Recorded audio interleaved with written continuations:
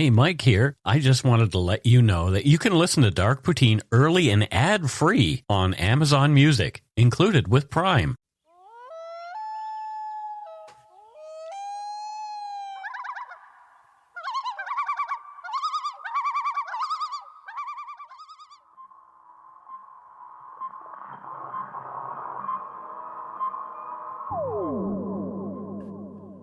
Welcome to Dark Poutine. I am Mike Brown, captain of this flying saucer, and with me is my co-pilot, Matthew. Say hello, Matthew. Nanu. Exactly. Shazbot. For all you young people, that's from Mork and Mindy. The views, information, and opinions expressed during the Dark Poutine podcast are solely those of the producer and do not necessarily represent those of Curious Cast, its affiliate, Global News, nor their parent company, Chorus Entertainment. Dark Poutine is not for the faint of heart or squeamish. Our content is often intense and some listeners may find it disturbing. We are not experts on the topics we present, nor are we journalists. We are ordinary Canadian schmucks chatting about crime and the dark side of history. Let's get to it. Put on your toque, grab yourself a double-double and a Nanaimo bar, and your towel. You have to have your towel, according to Douglas Adams. It's time to scarf down some Dark Poutine. Coming at you from planet Earth.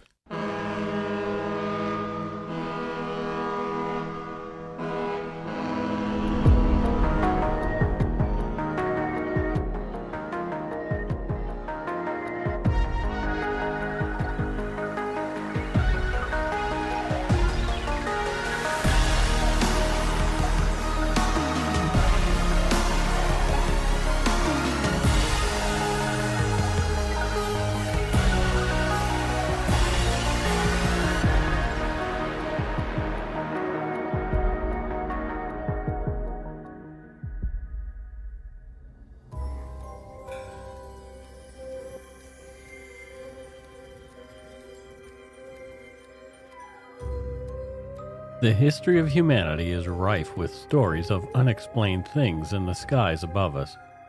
Handed down first verbally and pictographically by way of depictions on painted cave walls, and then in written accounts, there are scores of stories about strange lights and objects in the sky. Throughout the 20th century and into the 21st, as human technology has improved, we've been able to better document and disseminate information about these sightings. Over the next 2 episodes, we will have a look at unidentified flying objects, more commonly called UFOs.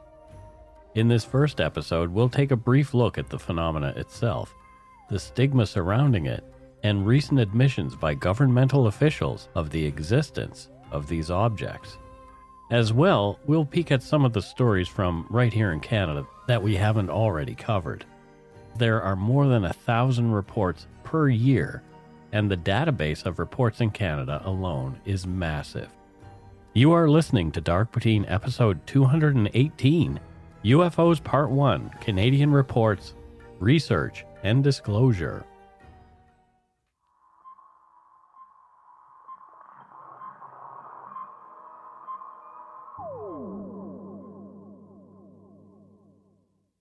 There's so much to talk about regarding UFOs in Canada, I feel like I should dedicate a new weekly podcast just to this subject alone. But Dark Poutine's supernatural circumstances and my other projects keep me pretty busy, so I don't think that's going to happen. That said, ever since I was knee-high to a grasshopper, I've been fascinated by things paranormal. I would not say I'm a believer, even though I personally have seen something in the sky that I could not explain. More on that in episode 2. You're still pretty much knee-high to a grasshopper, Mike. What are you, 4'2"? Something like that. With the renewed interest in space exploration, which includes space tourism, and plans evolving to colonize both Mars and the Moon, involving controversial billionaires like Elon Musk, whose mom is Canadian, by the way, we as a species seem to be looking to the skies more and more. As we explore, the possibility of life on other planets, even within our own solar system, has become more and more likely. The truth, to coin a phrase, is out there. Recently, in a discussion on the CBC radio call-in show Cross Country Checkup, Canadian astronaut and first Canadian commander of the International Space Station, Chris Hadfield, had some interesting things to say about UFOs. Hadfield, a former pilot for the Royal Canadian Air Force and the U.S. Navy, admitted to having seen odd things, but stopped far short of belief in alien life.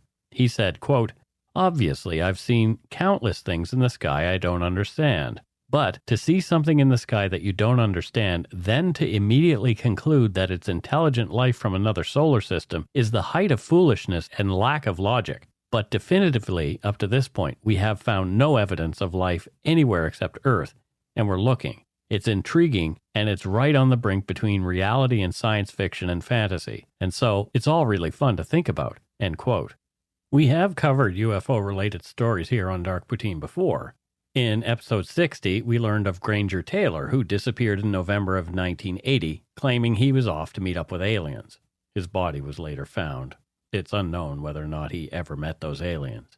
In episode 67, we heard about the 1967 Falcon Lake UFO incident in Manitoba, as related by rockhound Stephen McCulloch, who claimed he'd had a direct encounter with a strange craft which left him burned. In episode 150, we covered the sighting of an object also in 1967, first over Quebec, and that ended up in the waters of Shag Harbor, Nova Scotia, only minutes later, just down the road from where I grew up.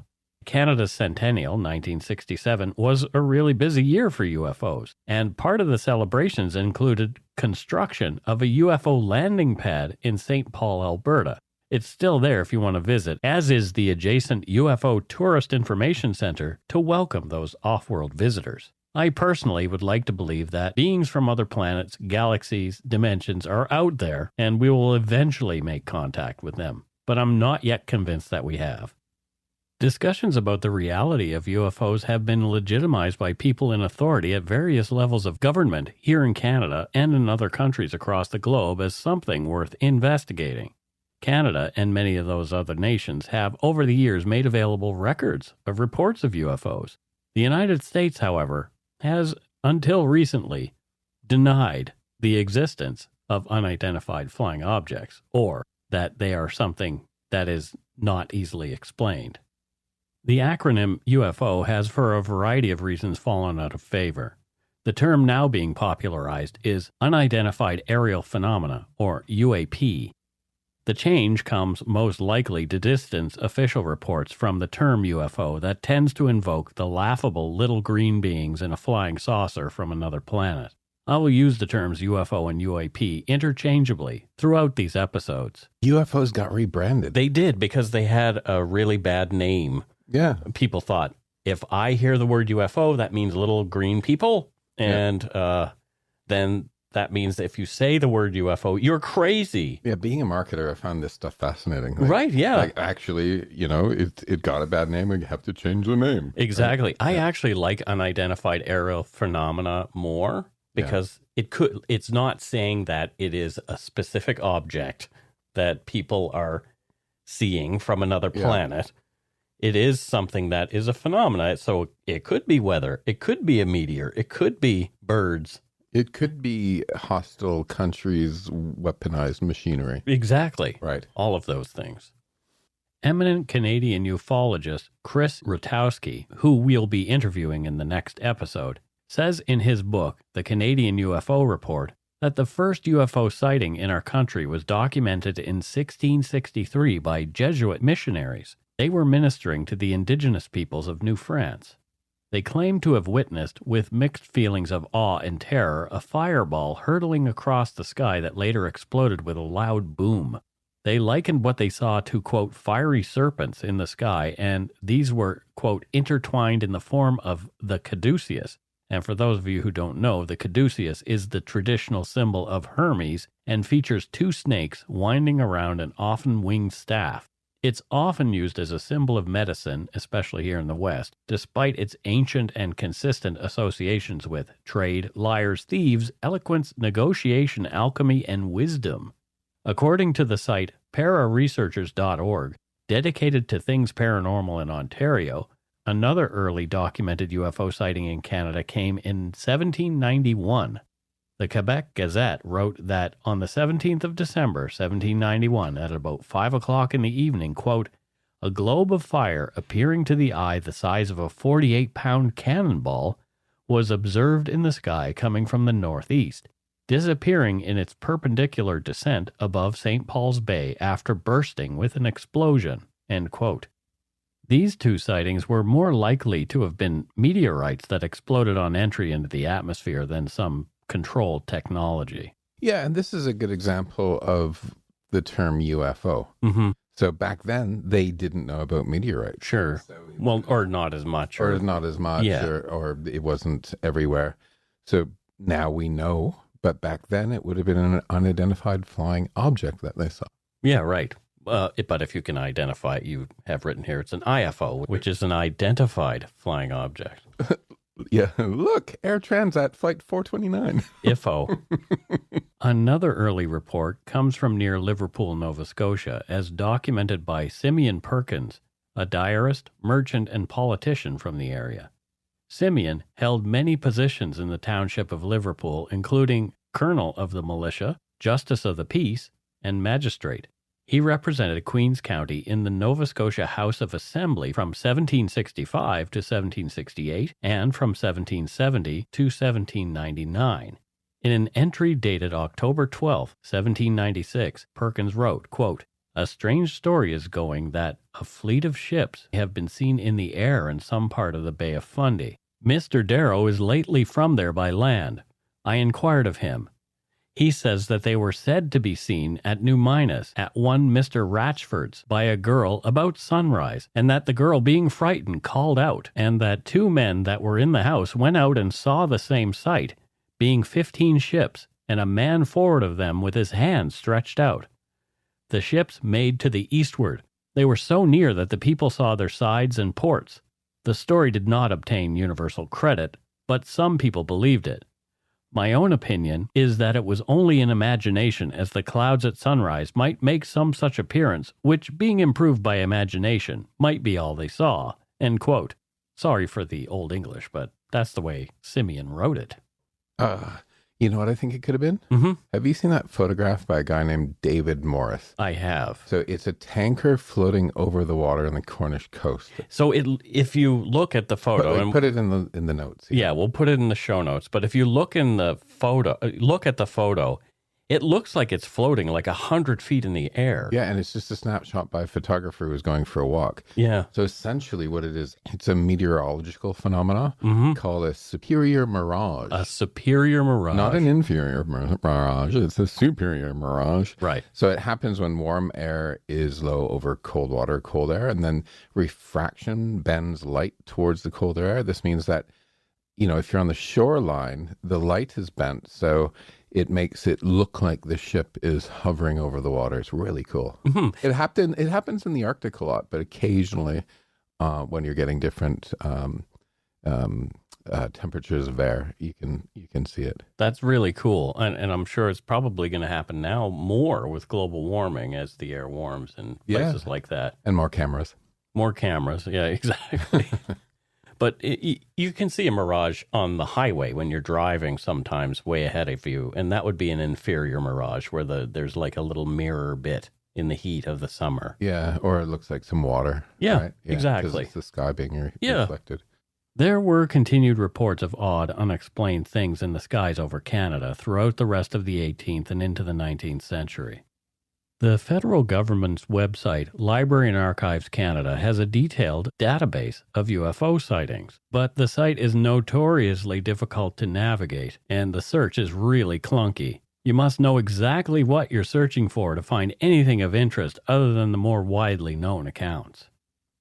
Their webpage, Timeline for UFOs, The Search for the Unknown, indicates that although there had been numerous reports of sightings in the Canadian press since the turn of the 20th century, the government had only taken, quote, casual notice of these incidents until 1947, oddly, the same year as the Roswell incident.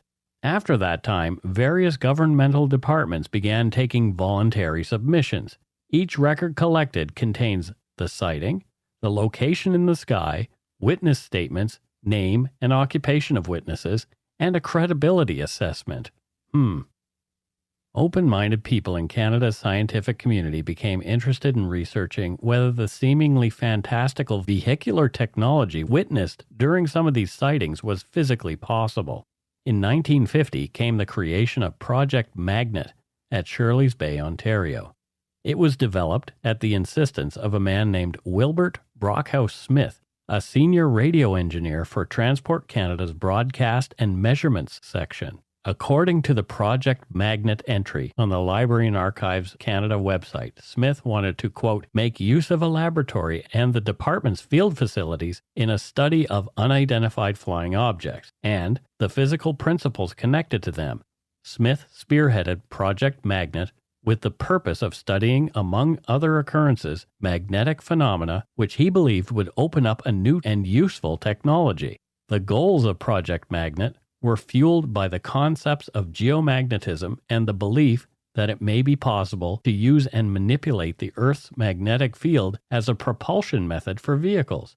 Tests conducted by Smith were reported in November 1951, and they stated that sufficient energy was abstracted from one of Earth's fields to operate a voltmeter at approximately 50 milliwatts. Smith believed he was on the, quote, track of something that may prove to be the introduction to a new technology, end quote. Smith believed that there was a correlation between his studies and investigations into UFOs. Quote, the existence of a different technology is borne out by the investigations which are being carried on at the present time in relation to flying saucers.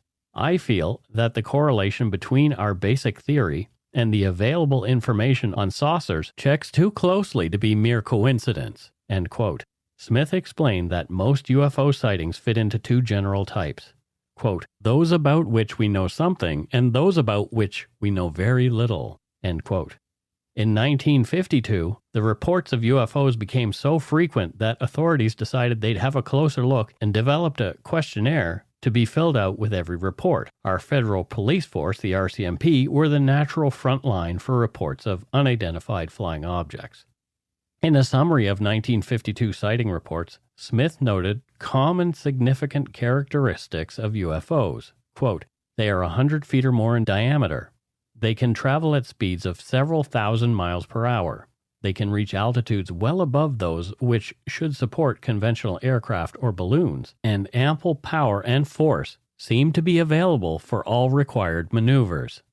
In his closing, Smith stated, quote, taking these factors into account, it is difficult to reconcile this performance with the capabilities of our technology, and unless the technology of some terrestrial nation is much more advanced than is generally known, we are forced to the conclusion that the vehicles are probably extraterrestrial, in spite of our prejudices to the contrary, end quote.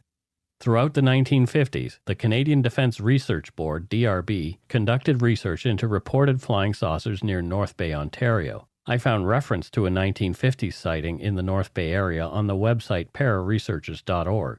It is listed as having occurred on August 30th, 1954. The entry reads, quote, Sergeant Dirtle saw a brilliant circular flying object across Lake Nipissing toward the Royal Canadian Air Force Base. An oblong canister was hanging down from a central section, which supported a long cone with a spinning globe on top. When it tilted, the witness was able to observe a regulator-like device inside the machine through a vertical lighted slit. 6 brilliant appendages, which looked like necklaces, were hanging from the craft.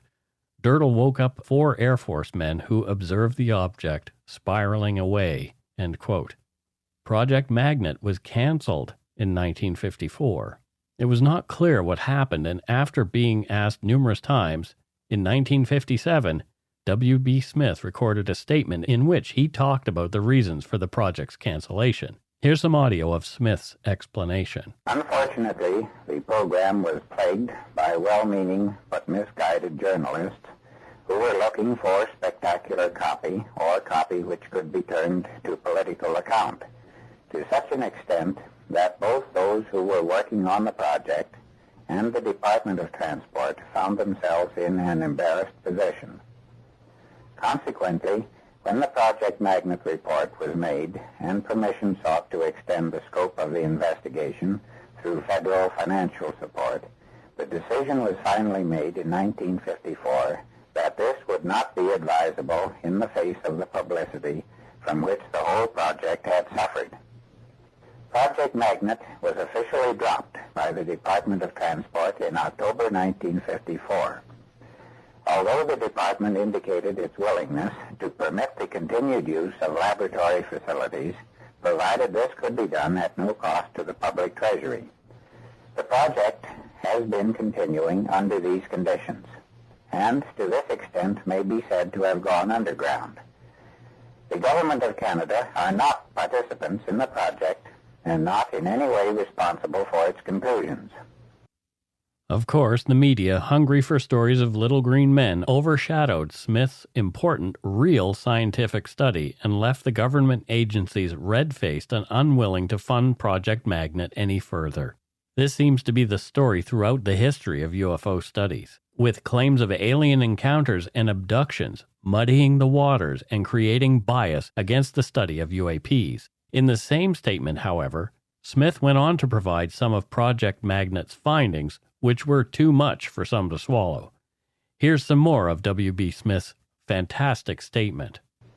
The conclusions reached by Project Magnet and contained in the official report were based on a rigid statistical analysis of sighting reports and were as follows.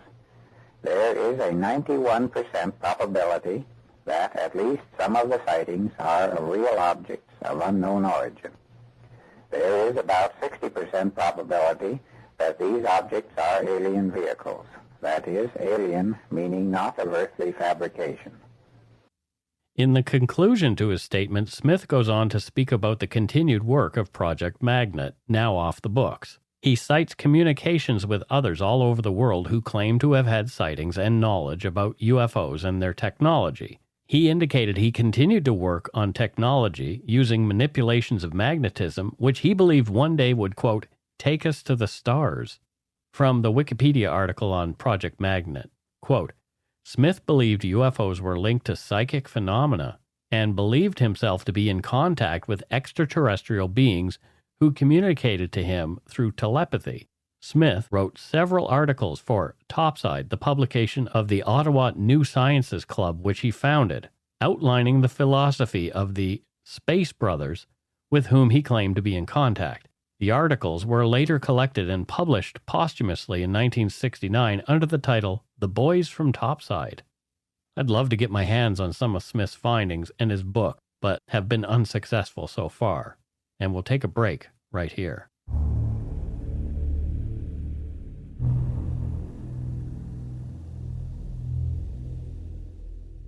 And we are back. Matthew, what are your interstellar thoughts so far? So I actually believe that there's probably billions of intelligent individual lives out there. There has to be. I mean, there's just so many planets and the universe is so large. But I don't necessarily believe that any of them have ever visited us. Right. Right? I don't know if that's... I don't know. We both don't know. We don't know that for sure. We don't, whether we believe it or not isn't even important. Yeah, I think it's unlikely, but that's okay. Mm-hmm. And they've always fascinated me, and I love the stories, right? And, right. And there's some imagination there, but sure. And I watched a documentary very recently where scientists worked out the likelihood using a very complex formula of planets possible. Mm-hmm. In the universe, in the known universe, that could possibly, they are within the Goldilocks zone, which is right. Where Earth is. He said there were, I believe, 100 billion trillion possible places where life could exist. So the fact that we are arrogant enough to think we're the only people in the universe is kind of silly. Well, when I was a teenager, I actually used to give money to SETI. Yeah. Because I was fascinated with it, and I wanted to give a big finger to planet Earth going, how dare you think we're the only ones, right? SETI is Search for Extraterrestrial Intelligence. Yes, it is. Carl Sagan had a lot to do with it as well. I was involved in having my computer act as folding project for SETI. Did you? That's great. Yeah, they thought, hey, let's use everyone's... crowdsource people's computer power. Yeah. to do some calculation. Mm-hmm. And you also mentioned Voyager 1. Yeah, I love this. So Voyager 1, it's now sort of the man-made thing that's furthest away from Earth ever. Yeah. It's way out there. And it was launched, I don't know when it was launched, but there's a golden record on it. Yeah, it was launched in the 70s. Yeah, so golden record on it. Mm-hmm. And Carl Sagan actually helped develop what should be on that record. Cool. And it had 115 images and a variety of natural sounds like surf, wind, thunder, lots of music from different parts of the world, including Chuck Berry's Johnny B. Good. Right. And greetings. And what I find really interesting is the president at the time, Jimmy Carter, actually wrote, there's a plaque on it that says, "This is a present from a small, distant world, a token of our sounds, our science, our images, our music, our thoughts, and our feelings. We are attempting to survive our time so we may live into yours." So that's the president of the United States sending a message to potential life forms out there. And if you dig deeply into this Voyager 1 record, the golden records, they are made of gold because gold is probably going to last the longest out there. What's interesting, they also give a description of the machine that some alien life form would require to use this. Yeah, and coordinates of our solar system, of where Earth is. Yeah, it's all very fascinating. I don't know, like, somebody might look at it and say, oh, look, it's a piece of junk. Yeah, like we don't know what a phonograph is. Yeah. You know? Even though publicly the United States seemed uninterested in UFO phenomena, and Canada had turned its back on W.B. Smith, as the Cold War with Russia ramped up over 1959 and 1960, the two countries teamed up to institute a joint reporting system of UFOs. The Service Reporting System was created to, quote, extend the early warning coverage for the defense of North America and to extend the reporting of vital intelligence during peacetime, end quote. Service, CIRVIS, stands for Communications Instructions for Reporting Vital Intelligence Sightings. Over the ensuing decades, the Service Project captured numerous reports of sightings, including a major event in Clan Lake, Northwest Territories in 1960. According to the Library and Archives Canada website, quote, on June 22, 1960, an airplane dropped two campers off at Clan Lake. About 20 minutes after the plane left, the two reported hearing a loud noise similar to an airplane. As the noise grew louder, the campers looked to the sky but saw nothing. Seconds later, however, an object fell from the sky and crashed into the water. When it hit the surface, the object began to rotate, causing a spray of water around it. There was no steam to indicate that the object was hot. According to the campers, the object was approximately 4 to 6 feet wide, with spokes coming out of it like arms. As it began to slow down, a rush of water met the campers on the shore. Finally, the object sank. The campers rushed to the spot in the water with their canoe and saw that the reeds in the water appeared burnt, and an area approximately 20 feet by 60 feet appeared to be cut up. Poking around with their paddles, they found a channel in the bottom of the lake that corresponded with a cut path of grass. The campers, however, could not locate the object with their canoe paddles. A statement of one of the campers' sighting was filed with the RCMP on July 18th, almost 1 month after the event. The report states that the observer was well known in this country and is considered very reliable, end quote. It isn't clear why it took a month prior to the reporting of the sighting, but when the RCMP attended the site, they noted, quote, it appeared that an object did land on the east side of the lake. An area of water about 12 feet wide by 40 feet long was completely clear of reeds and grass. The water in this corridor also appeared to be deeper, end quote. Further investigations, and there were a few, indicated that the water level in the lake had dropped a foot. No radiation was present, nor were police able to find any physical evidence of an object. The RCMP involved the Royal Canadian Air Force, who determined without any real investigation that the object was most likely a meteorite. Although that was contrary to the eyewitness reports, and again, there was zero physical evidence left behind to prove any claims. In September of 1960, the matter was closed without resolution. Maybe it was like an engine that fell off of an airplane or something, or a piece of aircraft that got into like a good spin before it hit the water. But the problem with that is they did so much investigation looking for pieces of things and did not find a single thing. Well, with their paddles. No, the RCMP were there numerous times digging in the area. There were people there who were forensically looking at this. I think we should crowdsource X-ray and fly a plane over it. I bet you we'd find like a piece of airplane junk that fell off. Oh, maybe. I don't know. Even though there are many credible reports of UAPs, they seem to have been overshadowed by those of hoaxsters, crackpots, and people suffering psychotic breaks. Culturally, in North America at least, the term UFO, or unidentified flying object, has been thought to be the realm of weirdos and whack jobs, evoking scenes of flying saucers captained by alien beings, abductions, animal mutilations, crop circles, and perish the thought, invasive bodily probes by almond-eyed gray creatures who communicate telepathically. We won't talk about those too much here. Tales like these, some extremely spurious, of these kinds of direct, incredible encounters have for years tainted the discussions of actual sightings of phenomena in the skies above us. People have been afraid to come forward for fear of being labeled a nut job, so many sightings go underreported if not mentioned at all. Some conspiracy theorists believe that governments have played down these sightings for decades, afraid of the ramifications that disclosure of the existence of UFOs would foster mass hysteria and fear. Discovering that we are not alone would definitely shake things up, especially regarding some widely held dogmatic religious beliefs. Even some of those who consider themselves scientists are not open-minded enough to admit that there is the possibility that there is more to learn. Over and over, it has been proven that things of science fiction often become science fact. Take, for example, the power of the smartphone that you have in your pocket. Not so long ago, had you told someone that you had a device of this kind and told them all that it could do, you'd have been locked up for a kook.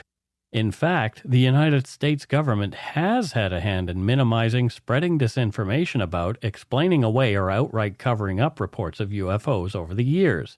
This has fostered the belief that if a person claims to have seen something, their cheese has slid off their cracker.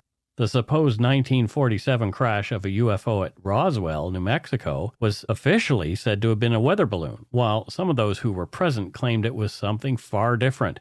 UFO reports have been put down, sometimes ridiculously, to swamp gas, flocks of birds, ball lightning, and other strange weather occurrences. U.S. officials have often used ridicule as a tool to swat away claims of UFOs. Nowhere was this more evident than in the case of the triangular set of lights seen over Phoenix, Arizona on March 13, 1997. These lights were observed and reported by thousands of people between 7:30 p.m. and 10:30 p.m. in a space of about 480 kilometers from the Nevada line through Phoenix to the edge of Tucson. The USAF said that A-10 Warthog fighter aircraft in the area were responsible, as they had been dropping flares during exercises that night.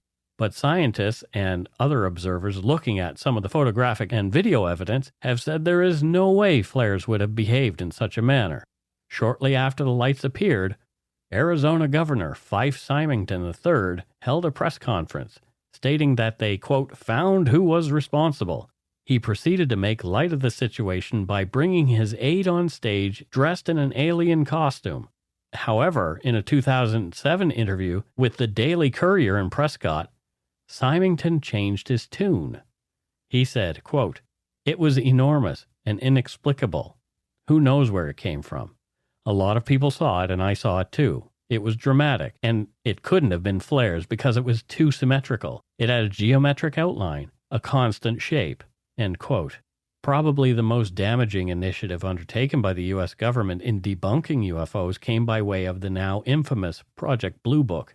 Project Blue Book called UFOs a problem, and rather than actually investigating, went about explaining away, often without hard evidence, UFO sightings.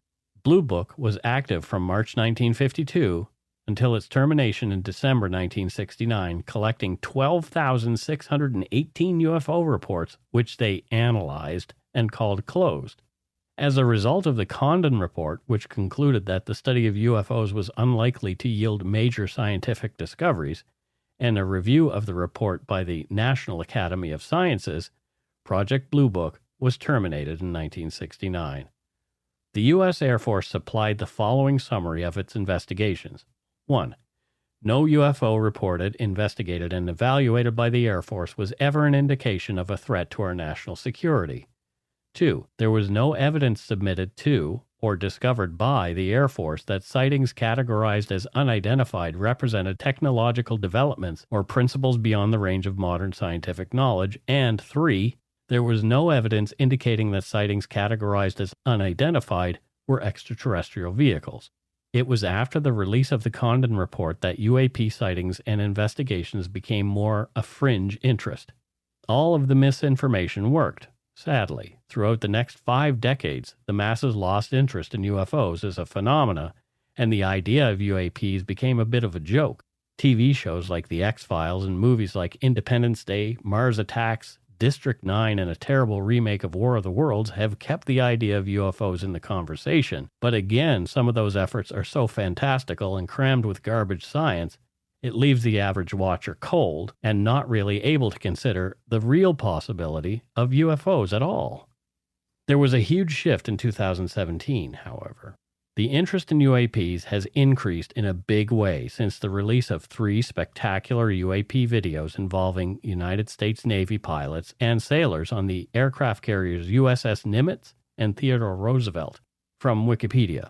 On December 16, 2017, the New York Times reported on the incidents and published 3 videos termed FLIR, F-L-I-R, Gimbal, and Go Fast, purporting to show encounters by jets from Nimitz and Theodore Roosevelt with unusually shaped, fast-moving aircraft.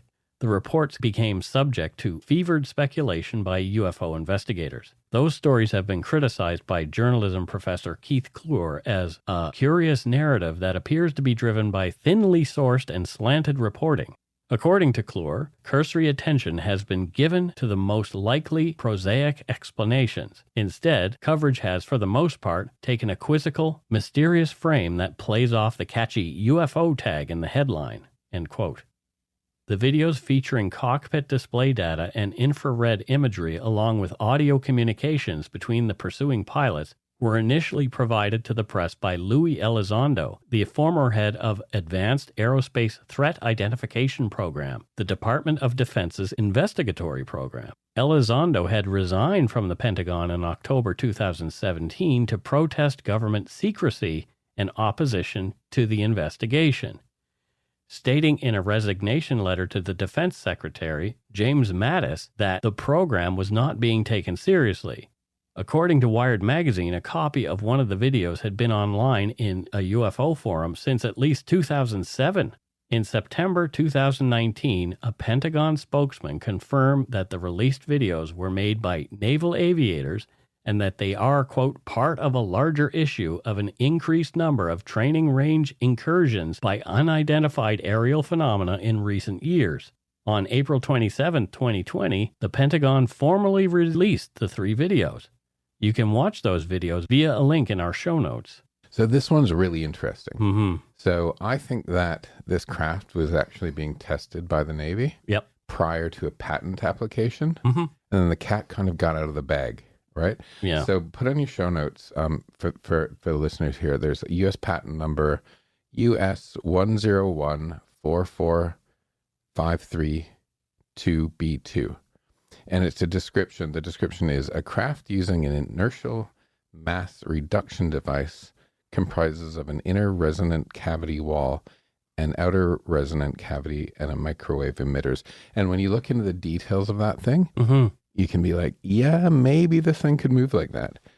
Yeah. And the link's really interesting. Like there's so much, like there's other stuff there. Like some of the other patents are space vehicle propelled by the pressure of inflationary vacuum state.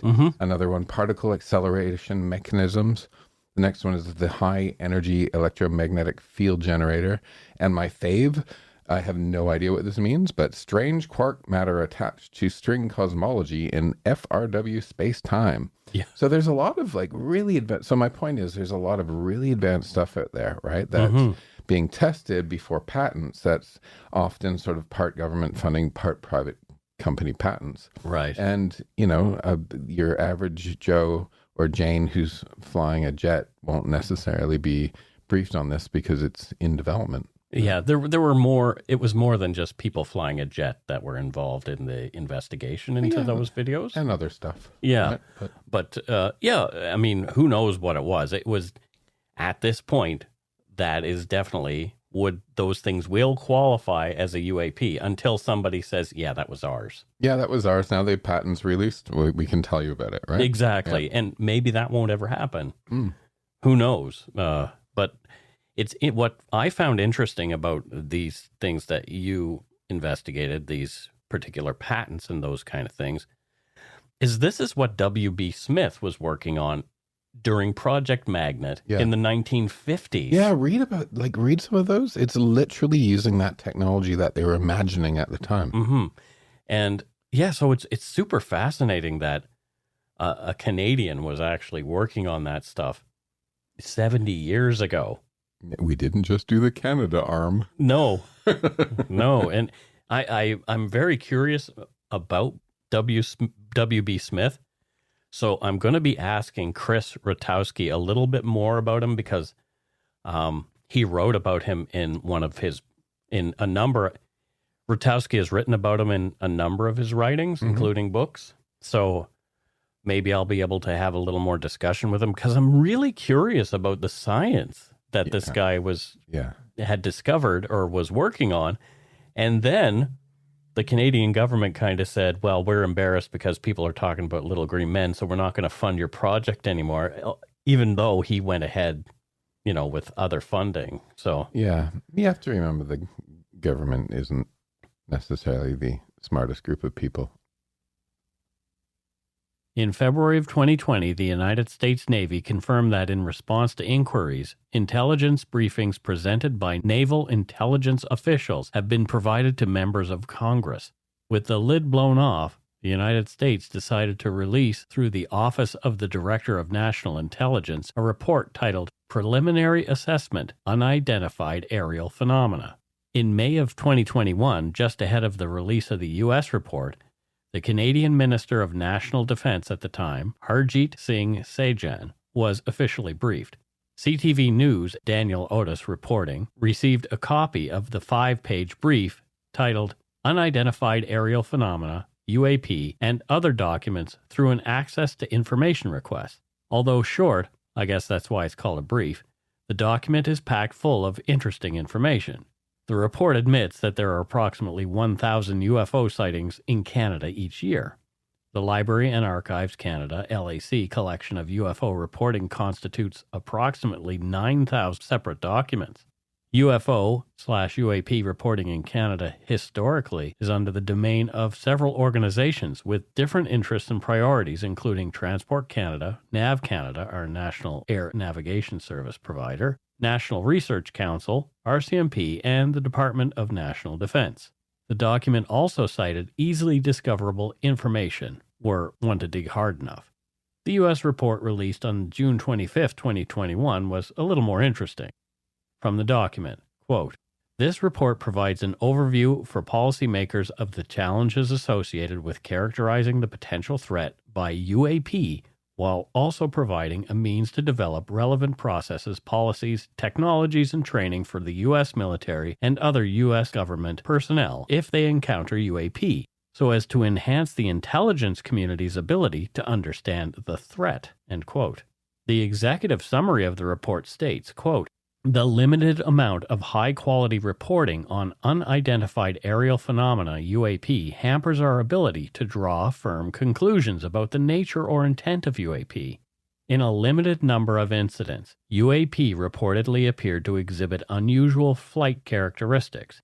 These observations could be the result of sensor errors, spoofing, or observer misperception and require additional rigorous analysis. There are probably multiple types of UAP requiring different explanations based on the range of appearances and behaviors described in the available reporting.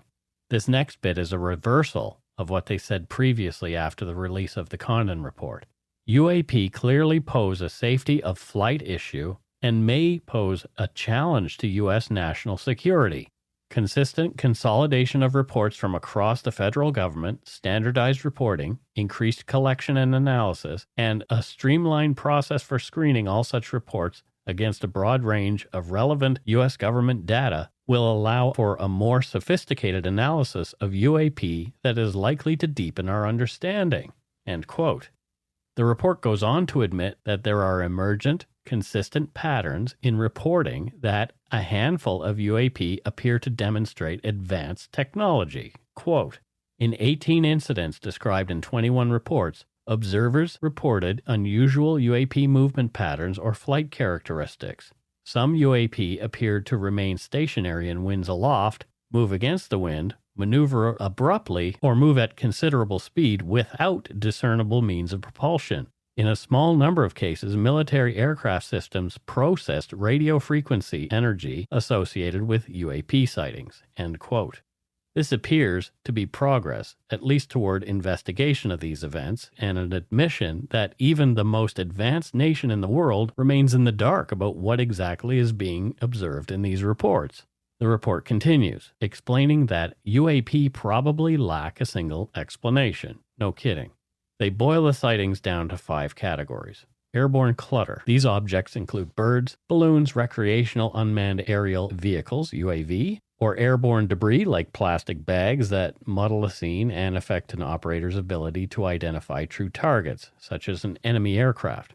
Natural atmospheric phenomena, which include ice crystals, moisture, and thermal fluctuations that may register on some infrared radar systems. U.S. government or industry developmental programs. Some UAP observations could be attributable to developments and classified programs by U.S. entities. We are unable to confirm, however, that these systems accounted for any of the UAP reports we collected. Foreign adversary systems. Some UAP may be technologies deployed by China, Russia, another nation, or a non-governmental entity. These may be, perhaps, advanced hypersonic missiles. We've seen reports of those recently. Other. Although most UAP described in our dataset probably remain unidentified due to limited data or challenges to collection, processing, or analysis, we may require additional scientific knowledge to successfully collect on, analyze, and characterize some of them. We would group such objects in this category pending scientific advances that allowed us to better understand them. The UAPTF intends to focus additional analysis on the small number of cases where a UAP appeared to display unusual flight characteristics or signature management. It's obviously the other category that stands out to those interested in UFOs and things paranormal. The report concludes with a commitment toward continued investigation of these events in the interest of U.S. national security. Good for them. One would think that these videos and releases of these reports, as well as confessions of encounters by numerous individuals in official positions, mostly military and governmental, would have taken off and this conversation would have become very loud. But the involvement of other sketchy individuals in the conversation still has people looking askance at the UAP conversation. Now, I'm not saying this guy's sketchy, but take, for example, rock star Blink-182's Tom DeLonge. He was involved in that initial leak of the Navy's videos to the press in 2017. In 2015, DeLonge founded an entertainment company called To the Stars, Inc., which in 2017 he merged into a larger To the Stars Academy of Arts and Sciences. Aside from that entertainment division, the new company had aerospace and science divisions dedicated to ufology and the fringe science proposals of To the Stars co-founder Harold Puthoff. In a 2018 financial statement filed with the SEC, the company reported that it had, quote, incurred losses from operations and has accumulated a deficit on June 30th, 2018 of $37,432,000. These factors raised doubt about the company's ability to continue as a going concern. In 2019, the company produced the History Channel television show Unidentified, Inside America's UFO Investigation, about the USS Nimitz UFO incident, which also features DeLonge. Even though DeLonge seems sincere and his heart appears to be in the right place, is his involvement actually detrimental to the conversation? To the Stars Academy of Arts and Sciences seems to be defunct, and the website is now more shop selling media, apparel, and DeLonge's science fiction novels. Canadian journalist Daniel Otis seems unimpressed with Canada's response. Reporting often on UAPs for various news organizations, including CTV and Vice, Otis seems to be just one voice crying in the wilderness. Otis' most recent report on the CTV News website is an excellent read, and we'll link to it in the show notes. However, his article for Vice and Motherboard, which is dated November 29, 2021, is telling of his real opinion. The title of the article is Credible UFO Reports Are Being Ignored, Declassified Canadian Government Documents Revealed.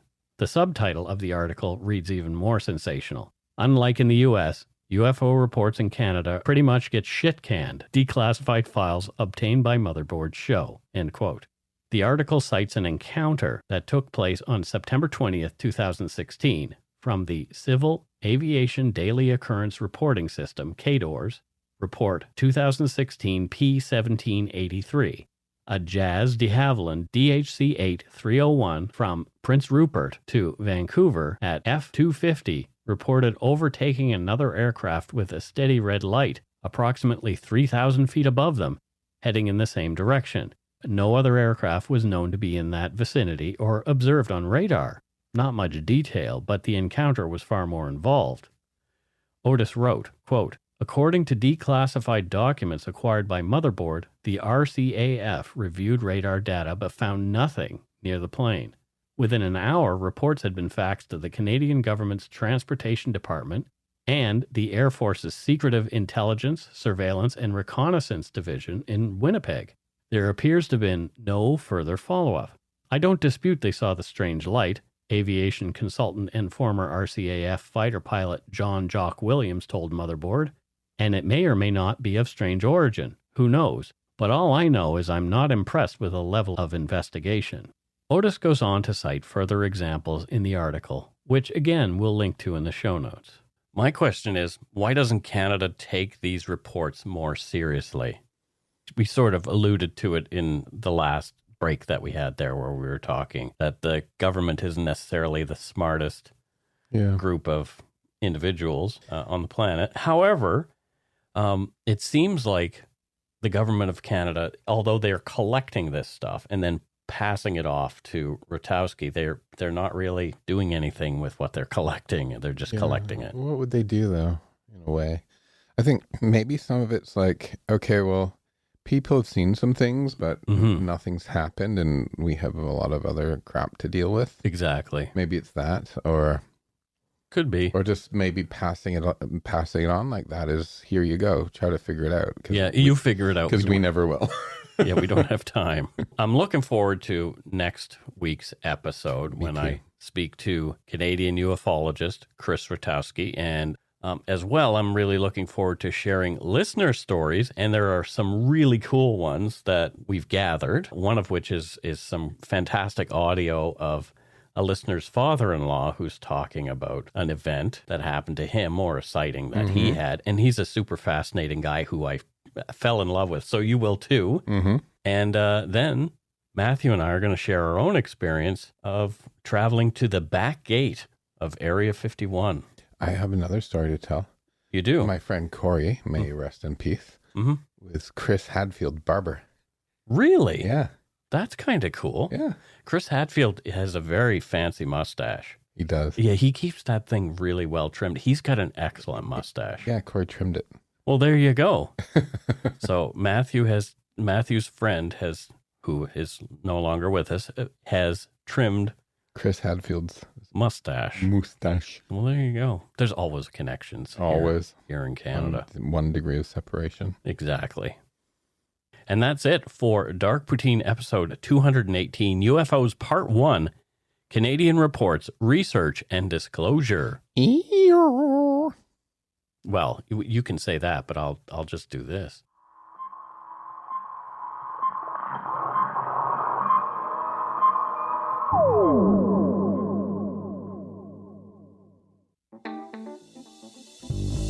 That's right, it's time for voicemails. You can leave us a message at 1-877-327-5786 or 1-877-DARK-PTN. We'd love to hear from you. Let's see who called us this week. Wow, we had a bunch of phone calls this week, and obviously we can't get to everybody, but thank you everyone who called. And some people call more than once, which is crazy. Like, I love it. They want to talk to us that much. It's very cool. So let's listen to our first voicemail. Hey guys, I definitely don't have to take a shit in my hat, but I was just wondering if you guys would do the Madeline Scott, because that's a mystery, that's an unsolved murder case, and I was just wanting to know all the details, because you guys do some amazing work, and I've been listening for about 6 months now. And oh yeah, my name's Hannah, and I'm from BC.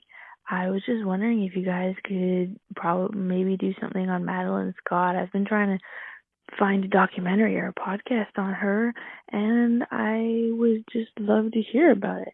Anyways, keep up the amazing work, guys. Bye.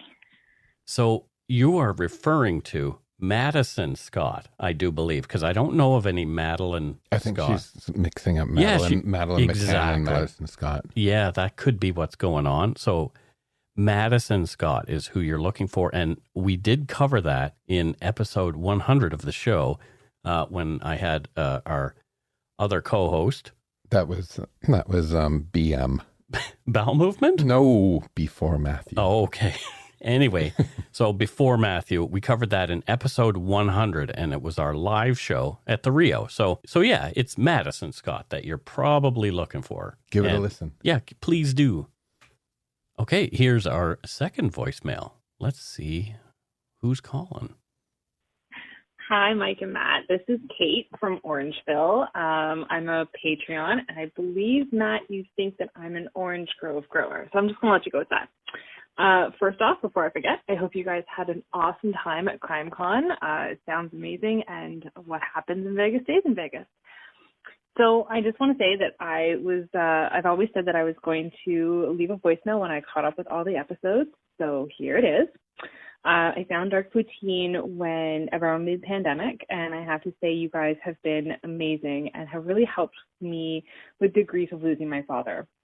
My dad was an OPP officer, so true crime was something that I was kind of raised in. My dad and I would often sit and chat about cases or true crime documentaries. And when I lost him, I lost that odd comfort of true crime. So Dark Poutine, Mike, Matt, you guys have kind of filled a small part of the hole that was left behind when he passed away. I only wish he had been able to listen to the wonderful work you guys do for the victims and the cases, and I think as an officer of the law, he would have really appreciated it. So I've sent you guys some donut money as well to mark my occasion of finally finishing all the episodes. And please get a cinnamon bun in honor of my dad, because that was his favorite treat that I would bring by when we would chat about our true crime stuff. I think that's everything, you guys. Go shit in your hats. I believe that's a compliment in the Dark Poutine world, and have a great one. Bye, guys. Wow. Thank you so much. That really means a lot. Sorry you lost your dad. Yeah. Mike and I were talking about Cinnabons in the airport in Las Vegas, actually. Yeah, I was thinking, we were drooling over them. Do I want to put my pancreas to work and have a Cinnabon, Yeah, my cousin is an OPP. Okay. And I haven't asked her if she listens to the show yet. Well, she should listen to the show whilst she's out cruising. Yeah. So, I grew up with my parents had lots of police officers who were friends in the town department and the OPP. So, yeah. There you go. So we're really glad that we can fill the true crime itch for you. And again, condolences about your dad. All right. Let's listen to our last voicemail for this episode. Hi, guys. My name is Morgan. I'm from Dartmouth, Nova Scotia. I also grew up on Vancouver Island, and I recently started listening to you guys' podcast. I absolutely love it. there's a couple of the cases that you guys have that hit pretty close to home for me, but of course I still love listening to all the information you guys have and such. For instance, like the Kimberly Proctor one, we definitely heard a lot about that when I was growing up, and I'm currently listening to the Rena Verk case, which hits very close to home for me. I actually have a few details you guys left out, not to sound rude or anything. When you guys mentioned the classmate they found that had asked them for a cigarette, he was actually a member of my family, and he was mentally challenged, and the girls had taken advantage of that, and he had actually ended up washing their clothes in the river where they had drowned Rena, in the hopes of getting rid of all of the evidence that was on them so that they didn't see it when they came home. Just a little tidbit that I don't know if it wasn't in many news stories or anything, but I am very much enjoying listening to you guys' podcast and can't wait to hear more. Thanks. Well, thank you so much. Thank you for that. It's great if somebody has firsthand account. Yeah, I don't find it rude at all. No, it's great. No, I like to have more information, and we encourage you if there is something that we neglected to mention, or it's an hour-long podcast, so I can't say everything that happens. That case is one that sticks with me. Yeah, Rena Verk, yeah. And what the parents did for the one boy actually forgave him. The restorative justice. I just those her parents just blow me away. Yeah. It's a really super sad story. So if you haven't listened to our Rena Verk episode yet, go back and do that. It's REENAVIRK. All right, and I especially love it when people from who have lived on both coasts. She's a coast to coast gal, just like you. Well, I'm a coast to coast gal as well. Yeah. My dad grew up on Portland Street in Dartmouth. I've mentioned that I think before, but yeah, I loved going to my Uncle Bob's house on Portland Street in Dartmouth. Uncle Bob. He lived right next door to the politician who was a Nova Scotia politician, Rolly Thornhill. What a great name, eh? Rolly Thornhill. Rolly Thornhill. I would get into politics, too, if my name was Rolly Thornhill. You wouldn't want to roll down a Thornhill, though. No. Anyway, that's it for voicemails. That's it for this week's voicemails. Again, you can leave us one at 1-877-327-5786 or 1-877-DARK-PTN. We'd love to hear from you, even if it is just to say hi and to tell us to go shit in our hats. If you're stumped for what to chat with us about, a quick story is welcome. So our first patron this week is from Montreal, Quebec. Nice. And her name is Maud S. With like Sierra, Maud S. And she's from Montreal. So what does Maud do there in Montreal, Matthew?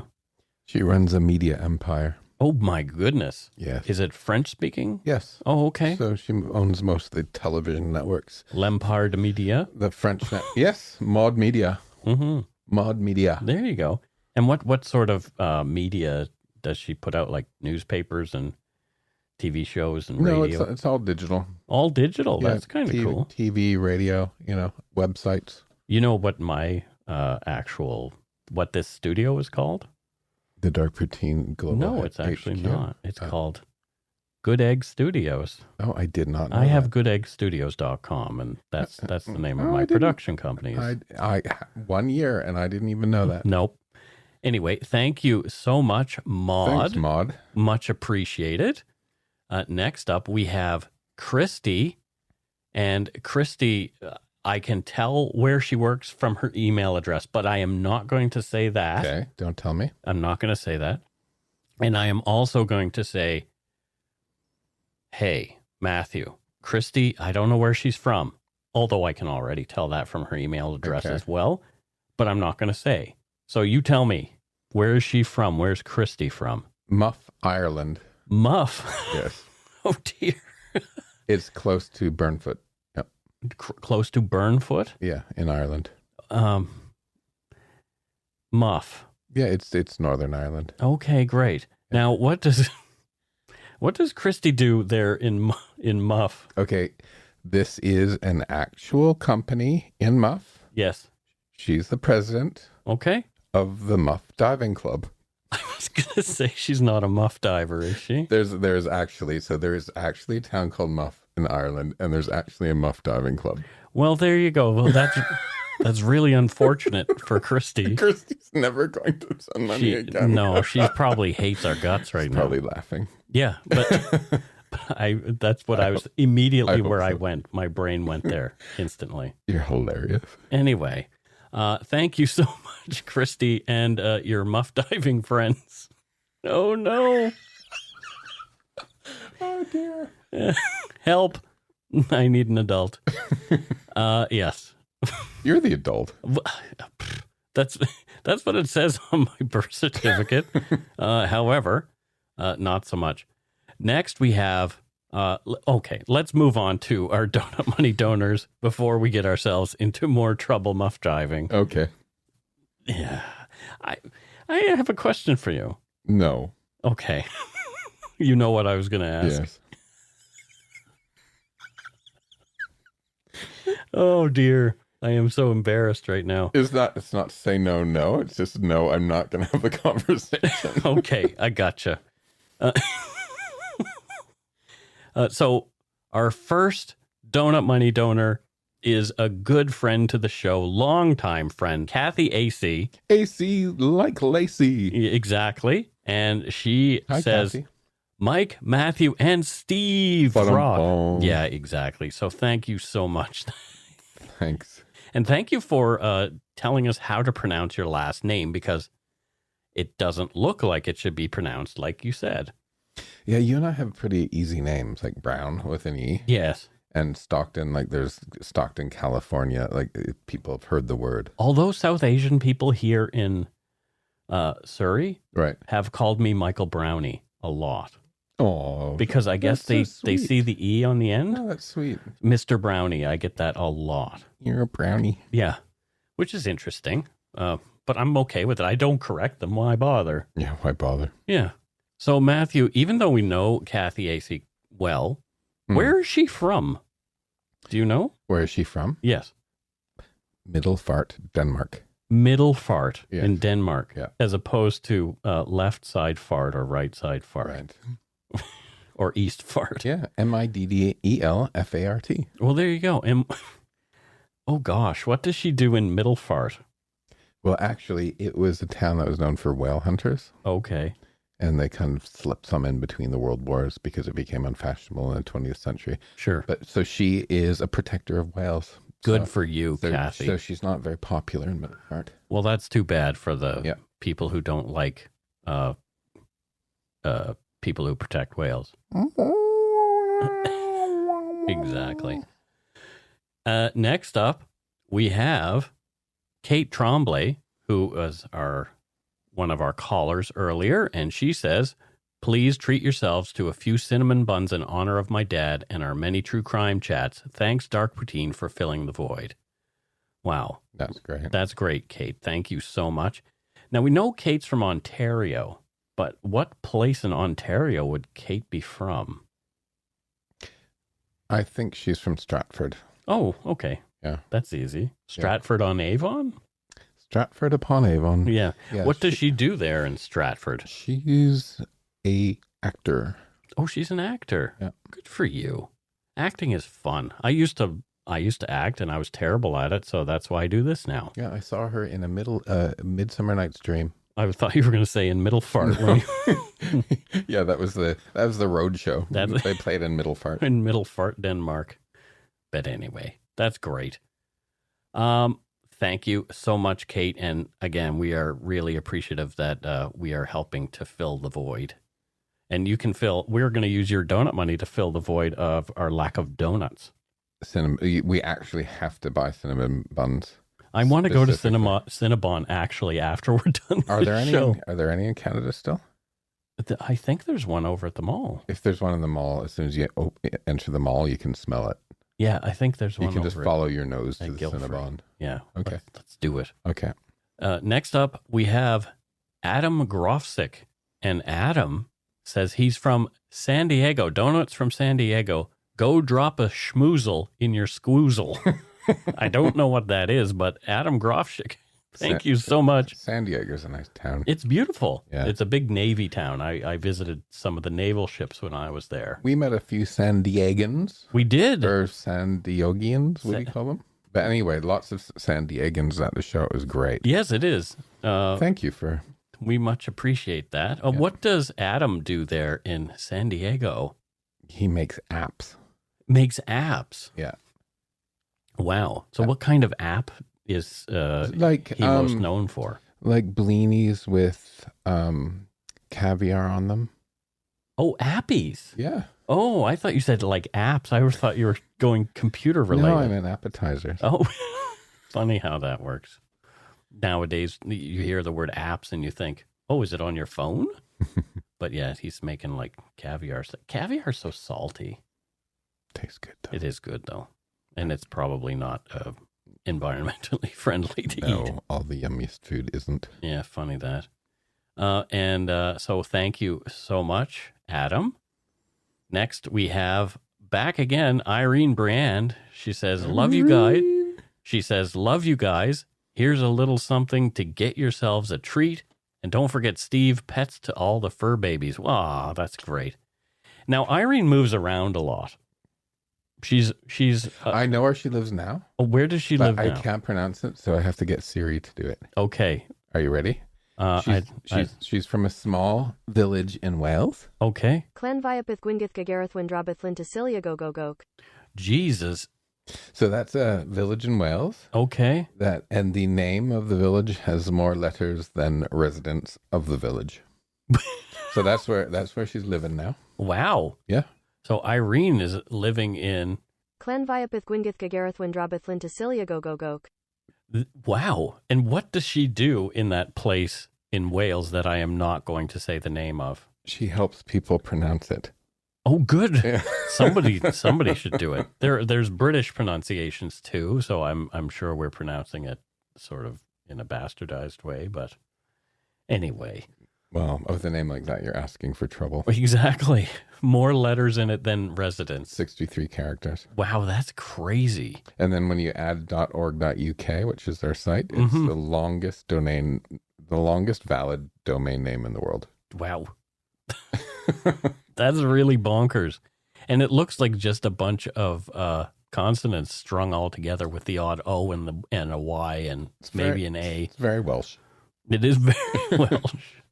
Anyway, thank you so much, Irene. You are always a big supporter of the show. And thank you to everybody else who supported us this week, either on Patreon or with some donut money.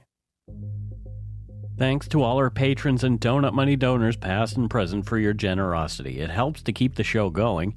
You can become a patron of Dark Poutine at patreon.com/darkpoutine. For a one-time donation, you can send us donut money via PayPal using our email address, darkpoutinepodcast@gmail.com. If you don't already subscribe to the show, it would mean a lot if you did. You can easily find Dark Poutine on Apple Podcasts, Spotify, or wherever you listen to your favorite shows. If you haven't gotten yours yet, my book, Murder, Madness, and Mayhem, is available to order via a link on the Dark Poutine website. And speaking of darkpoutine.com, please check it out for show notes and other cool stuff. We'd appreciate it if you took the time to give Dark Poutine a like or a follow on Facebook and Instagram. Most importantly, thank you for listening, and tell your friends about us. Word of mouth is a powerful thing. So, yeah. Until we return with another spaced out episode, don't forget to be a good egg and not a bad apple. See you next week. See you next Tuesday? No, it's Monday. See you next Monday. We're on Monday. Some people listen on Tuesday. Well, there you go.